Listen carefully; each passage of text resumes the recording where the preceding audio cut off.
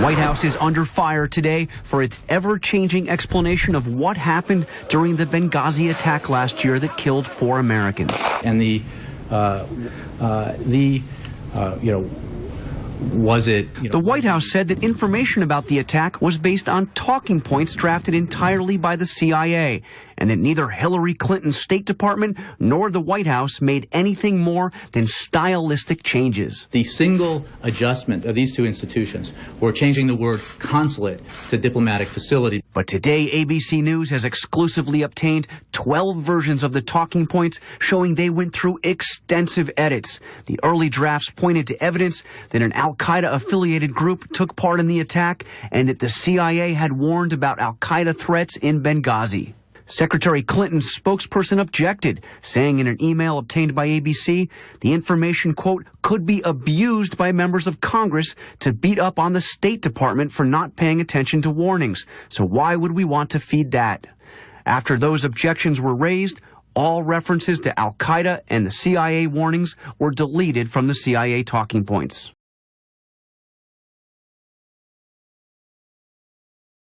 Of course, Benghazi has become a political controversy. Republicans claim that the administration watered down the facts in talking points that were given to UN Ambassador Susan Rice for television appearances while Mr. Obama was running for re-election.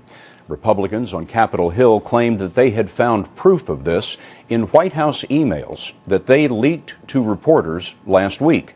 Well, it turns out some of the quotes in those emails were wrong. Major Garrett is at the White House for us tonight. Major? Scott, Republicans have claimed that the State Department under Hillary Clinton was trying to protect itself from criticism.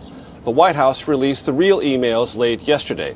And here is what we found when we compared them to the quotes that had been provided by Republicans. One email was written by Deputy National Security Advisor Ben Rhodes. On Friday, Republicans leaked what they said was a quote from Rhodes. We must make sure that the talking points reflect all agency equities, including those of the State Department, and we don't want to undermine the FBI investigation.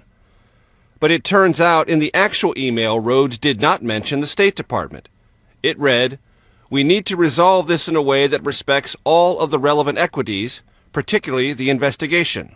Republicans also provided what they said was a quote from an email written by State Department spokesman Victoria Nuland. The Republican version quotes Nuland discussing, "The penultimate point is a paragraph talking about all the previous warnings provided by the agency about al-Qaeda's presence and activities of al-Qaeda." The actual email from Nuland says, "The penultimate point could be abused by members to beat the State Department for not paying attention to agency warnings." The CIA agreed with the concerns raised by the State Department and revised the talking points to make them less specific than the CIA's original version, eliminating references to al-Qaeda and affiliates and earlier security warnings. There is no evidence, Scott, the White House orchestrated these changes. Major, thank you.